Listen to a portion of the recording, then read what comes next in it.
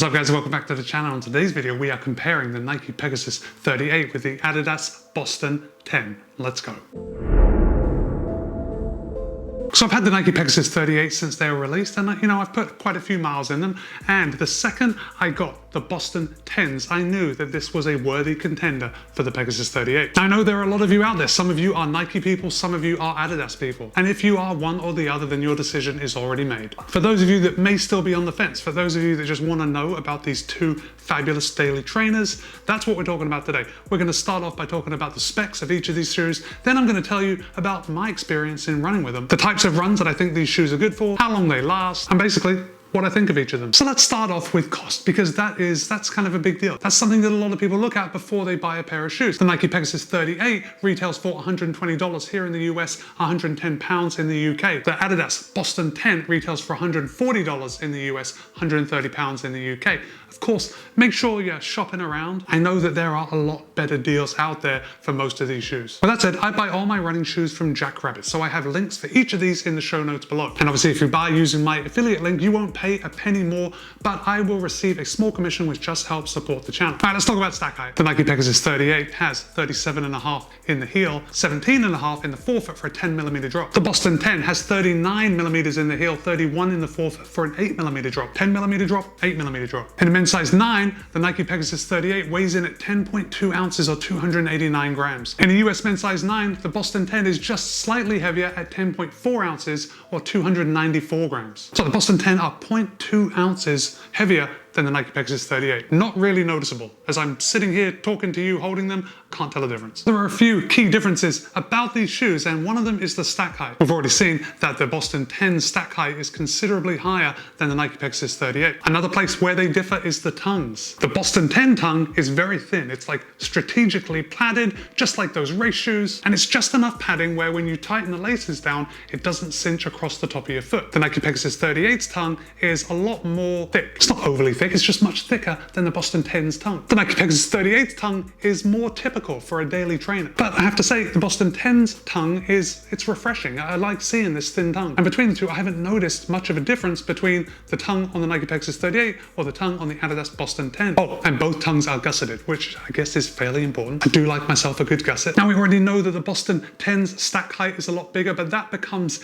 very visible when you line the two shoes up next to each other like that. You can see that the top of the Boston 10 comes a lot higher than the Nike Pegasus 38. It really doesn't mean much. It's just a styling difference. The heel counter of both these shoes is about the same rigidity, and I didn't experience any heel slip in both of these shoes, so they're very similar in that regard. The heel collar on the Boston 10 and the Peg 38, they are extremely similar. When we look at them from above, we can see there is a good amount of cushioning, which is fairly typical for a daily trainer. Both these shoes are really a treat to put on. The upper of the Nike Pegasus 38 is a dual layer sandwich mesh. It feels quite substantial. When I put my hand on the inside and feel the outside layer and the inside, feels like it would be very hot to run in. And certainly when I'm running here in Florida, it does get pretty toasty, and I've soaked this thing through. But that's not to say anything negative about the Peg 38, because I kind of do that with all my shoes. I do think the dual layer mesh is a plus for a daily trainer because it just makes it stand up to a little more wear. The Boston 10, on the other hand, is also a dual layer material,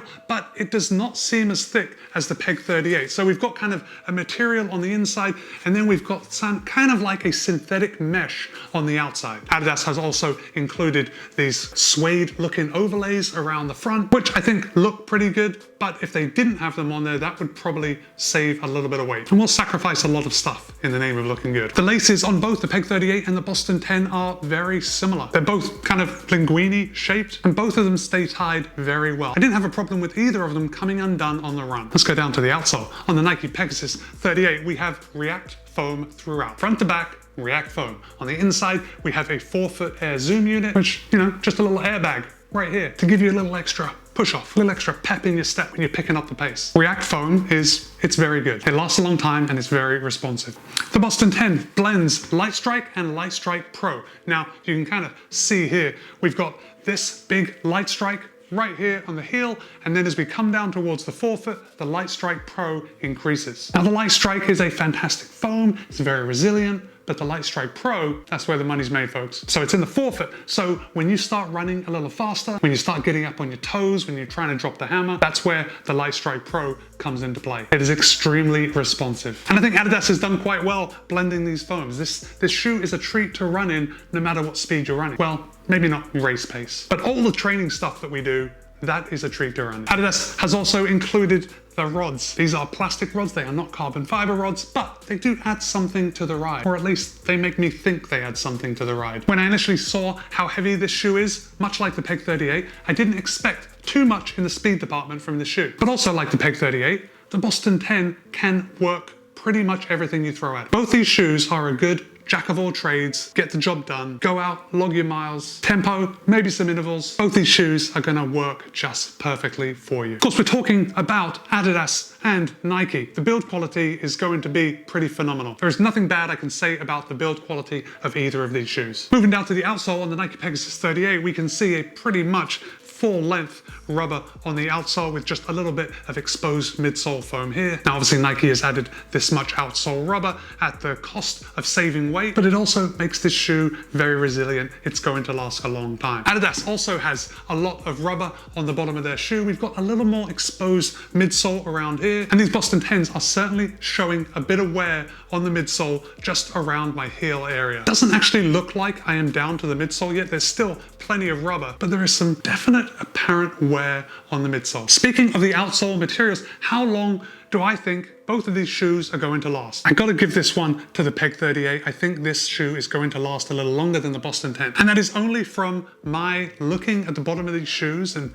seeing the amount of wear for the amount of miles that I put in them. Saying that, both of these shoes are going to last you at least 400 miles. Both of these shoes are a long-term shoe, and you can really pack in the miles. I just think if you wanted to, you could probably go up to 600 miles in the Peg 38. So something that is just a little different of both of these shoes is the ride. The Nike Pegasus 38 just rides a tad softer than the Boston 10. And that is not to say that the Boston 10 is a firm ride. It's just I've been comparing these back to back, and it becomes noticeable how much softer the Peg 38 is. Both shoes do fit true to size. I haven't noticed any hot spots anywhere on my foot. If we look at these shoes from the top like this, it seems that the Peg 38 is just a little wider, and I know that the Peg 37 got a boatload of complaints about it being too narrow, so Nike made that a little wider. However, the Boston 10, it just looks a little more tapered to me around the side, which could cause someone problems if you have super wide feet. And occasionally I do wear a pair of shoes where I start feeling it on my little toe. With the Boston 10, I didn't experience that at all. So in a nutshell, both shoes fit true to size and both are extremely comfortable in the toe box and no slip in the heels. So if you wanted to buy a pair of these shoes, what would you use them for? Well, I've already said it, but it's worth repeating. Both these shoes are ideal for a daily trainer. Both of these shoes will be great for going out for a long run. Both of these shoes are responsive enough